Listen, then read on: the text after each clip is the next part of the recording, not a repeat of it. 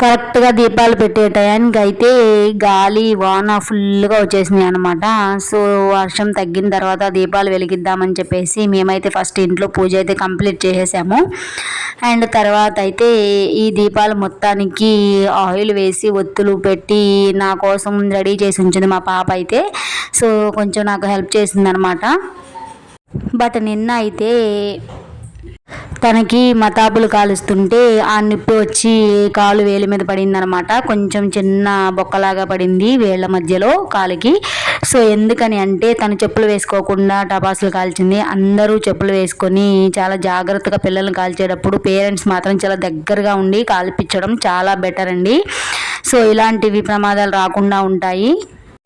And last year అయితే విష్ణు చక్రం కాలుస్తున్నప్పుడు దానికి ఒత్తుంటుంది కదా, అది మా బాబు లాగేశాడు. నేను చూసుకోకుండా వెళ్ళిపోయి దానిలో వెలిగించేశాను. ఇంకేముంది, ఆ వేలుకి పెద్ద బొక్క పడిపోయి కొన్ని డేస్ అయితే చాలా బాధపడ్డాను.